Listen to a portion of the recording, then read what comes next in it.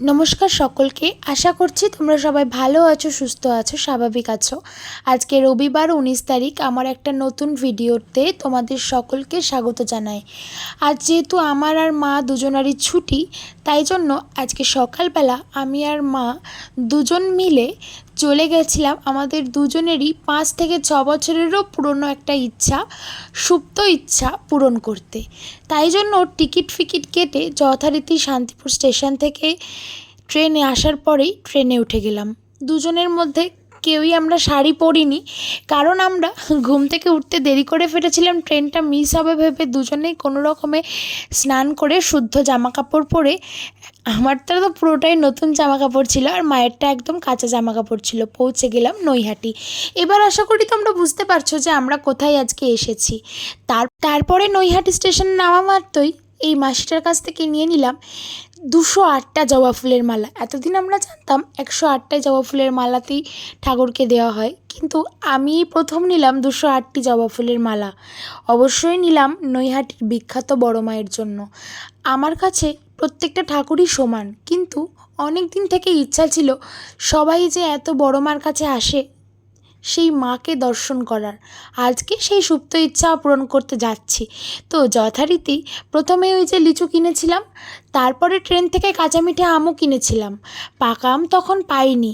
আর একে একে পুজোর ডালা, মিষ্টি, তারপরে জবা ফুলের মালা কিনে যথারীতি পৌঁছে যাচ্ছিলাম মায়ের মন্দিরে পায়ে হেঁটে। স্টেশন থেকে মায়ের মন্দির একদমই কাছে, বেশি দূরে নয়। দেখো, হাঁটতে হাঁটতে পৌঁছেই গেলাম মায়ের মন্দিরে। তারপরে যে জায়গাটায় আমি জুতো রেখেছিলাম সেই জায়গাটা থেকে একটা ঝুড়ি নিয়ে নিলাম, কারণ অতগুলো জিনিস তো হাতে নেওয়া যাবে না, আর ওখানে প্লাস্টিক অ্যালাউ নেই। কি বিশাল লাইন, বাপ রে বাপ! রবিবারে আসলে সবার ছুটি, তাই সবাই শনি, মঙ্গল আর রবিবারেই ভিড় জমায় মাকে দর্শনের জন্য। একবার দর্শন করলেই যেন সবার মনের ইচ্ছা পূরণ হবে। মায়ের মুখটা যে কী সুন্দর, কি বলবো। ঠাকুর মানেই তো সুন্দর, আর বড় মা তো নৈহাটির জাগ্রত মা। আসলে কথিত আছে যে ধর্ম হোক যার যার, বড় মা সবার। ঠাকুর মানেই তো আমাদের সবার। ঠাকুরে কোনো ধর্ম বিভেদ কিচ্ছু হয় না। তো যাই হোক, এত বড় লাইনের পরে আমরা ফাইনালি চলে এলাম আসল জায়গায়। মন্দিরের ভেতরে প্রবেশ করছিলাম। মন্দিরের পরিবেশটা ভীষণ সুন্দর ছিল, আর সামনে ছিল এই বড় মার মূর্তি। ও হ্যাঁ, ঢোকার আগে একটা নিয়মাবলী ছিল, তোমরা চাইলে সেটাকে একটু পজ করে দেখে নিতে পারো। এবং সর্বশেষে অপেক্ষার অবসানের পর মায়ের এই অপরূপ রূপ চোখে এলো। কি ভীষণ সুন্দরী না রূপটা ছিল। আর তার আগে অবশ্যই আমরা দেখতে পেয়েছিলাম এই গোপাল ঠাকুরকে। অনেক কষ্টে লুকিয়ে লুকিয়ে মায়ের এই ভিডিওটি করা। যাই হোক, তারপরে আমরা পুজো দিয়ে, মানে খুব একটা ভিড় ছিল না, ভিড় বাইরেই যা, ভেতরে খুব শান্তিপূর্ণভাবে আমরা পুজো দিতে পেরেছি।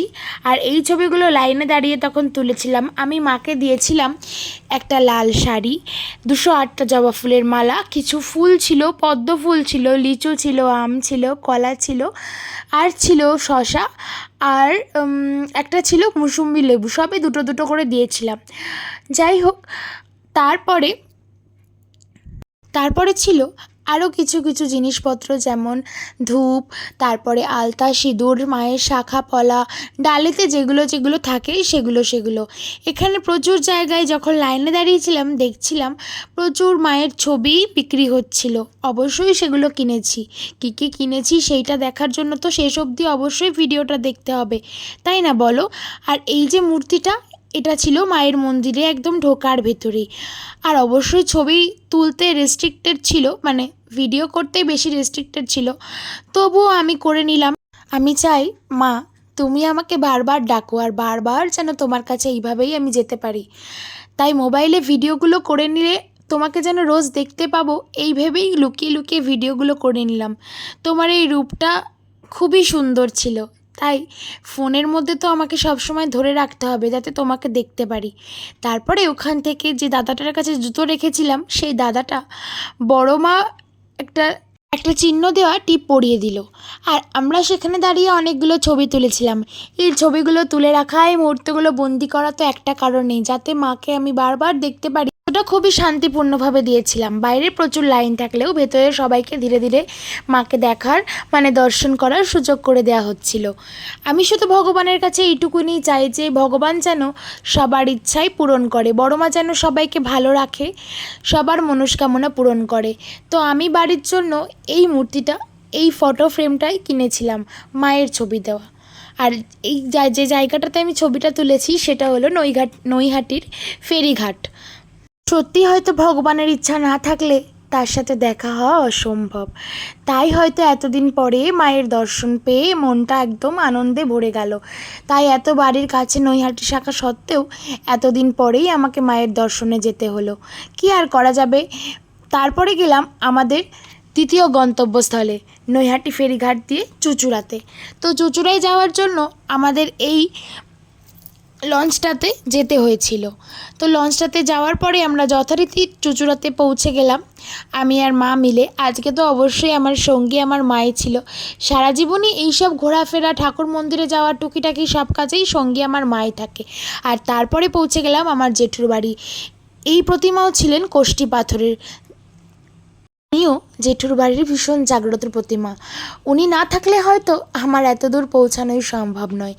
সব ভগবানই সবার মাথার ওপর যেন এইভাবেই হাত রাখে, আর সবাই যেন তাদের মনের ইচ্ছা এইভাবেই পূরণ করতে পারে, এই আশাটাই আমি সবসময় করি ভগবানের কাছ থেকে। তো যাই হোক, তারপরে এই গরমে অরুণ আইসক্রিম, যেটা আমাদের এখানে কোথাওই পাওয়া যায় না, নৈহাটিতে দেখলাম পাওয়া যাচ্ছে। দেখে আনন্দে সে আইসক্রিমটা কিনে যথারীতি আবার লঞ্চে উঠে গেলাম যে নৈহাটি স্টেশন যাওয়ার উদ্দেশ্যে। আমরা আজকে এই আইসক্রিমের মধ্যে একটা ওয়াটারমেলন ফ্লেভারের, একটা স্ট্রবেরি আর একটা ম্যাঙ্গো ফ্লেভারের আইসক্রিম কিনেছিলাম। অরুণ আইসক্রিম খেতে আমার ভীষণ ভালো লাগে। লঞ্চ থেকে নামার পর যে দোকানটা থেকে বড়মার যে ফটো ফ্রেমটা কিনেছিলাম, সেই দোকানটা থেকে মঙ্কুর জন্য একটা ডুগডুগি কিনে নিলাম। ওকে সত্যি এইবার আনতে পারিনি, তবে আবার পরে যেদিন আসবো সেদিন ওকে নিয়ে আসবো। তো যথারীতি দৌড়ে দৌড়ে ট্রেনটা ধরতে গিয়ে আমার হালাত আর মায়ের হালাত এইরকম, ঘেমে একদম স্নান হয়ে গেল।